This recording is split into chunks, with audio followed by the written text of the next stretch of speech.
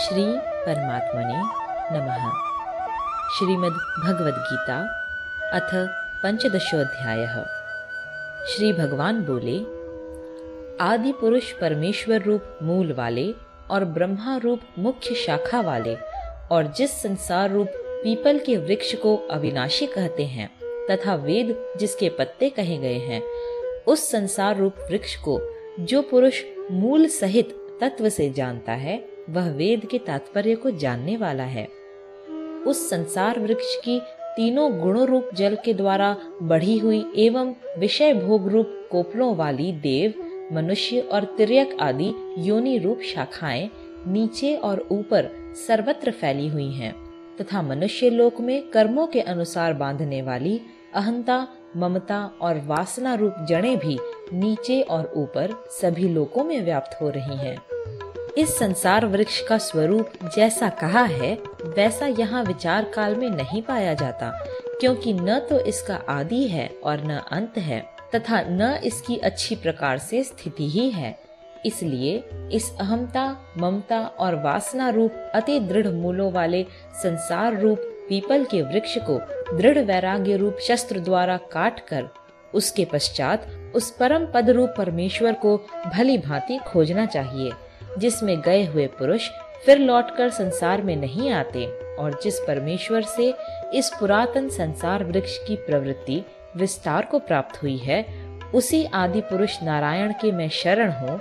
इस प्रकार दृढ़ निश्चय करके उस परमेश्वर का मनन और निधिध्यासन करना चाहिए, जिसका मान और मोह नष्ट हो गया है, जिन्होंने आसक्ति रूप दोष को जीत लिया है, जिनकी परमात्मा के स्वरूप में नित्य स्थिति है और जिनकी कामनाएं पूर्ण रूप से नष्ट हो गई हैं, वे सुख दुख नामक द्वंद्वों से विमुक्त ज्ञानी जन उस अविनाशी परम पद को प्राप्त होते हैं। जिस परम पद को प्राप्त होकर मनुष्य लौटकर संसार में नहीं आते, उस स्वयं प्रकाश परम पद को न सूर्य प्रकाशित कर सकता है, न चंद्रमा और न अग्नि ही। वही मेरा परम धाम है। इस देह में यह सनातन जीवात्मा मेरा ही अंश है और वही इन प्रकृति में स्थित मन और पांचों इंद्रियों को आकर्षण करता है। वायु गंध के स्थान से गंध को जैसे ग्रहण करके ले जाता है, वैसे ही देहादि का स्वामी जीवात्मा भी जिस शरीर का त्याग करता है, उससे इन मन सहित इंद्रियों को ग्रहण करके फिर जिस शरीर को प्राप्त होता है उसमें जाता है। यह जीवात्मा श्रोत्र, चक्षु और त्वचा को तथा रसना, घ्राण और मन को आश्रय करके अर्थात इन सब के सहारे से ही विषयों का सेवन करता है। शरीर को छोड़कर जाते हुए को अथवा शरीर में स्थित हुए को अथवा विषयों को भोगते हुए को, इस प्रकार तीनों गुणों से युक्त हुए को भी अज्ञानी जन नहीं जानते। केवल ज्ञान रूप नेत्रों वाले विवेकशील ज्ञानी ही तत्व से जानते हैं। यत्न करने वाले योगी जन भी अपने हृदय में स्थित इस आत्मा को तत्व से जानते हैं, किंतु जिन्होंने अपने अंतःकरण को शुद्ध नहीं किया है, ऐसे अज्ञानी जन तो यत्न करते रहने पर भी इस आत्मा को नहीं जानते। सूर्य में स्थित जो तेज संपूर्ण जगत को प्रकाशित करता है तथा जो तेज चंद्रमा में है और जो अग्नि में है, उसको तू मेरा ही तेज जान। और मैं ही पृथ्वी में प्रवेश करके अपनी शक्ति से सब भूतों को धारण करता हूँ और रस स्वरूप अर्थात अमृतमय चंद्रमा होकर संपूर्ण औषधियों को अर्थात वनस्पतियों को पुष्ट करता हूँ। मैं ही सब प्राणियों के शरीर में स्थित रहने वाला प्राण और अपान से संयुक्त वैश्वानर अग्नि रूप होकर 4 प्रकार के अन्न को पचाता हूँ।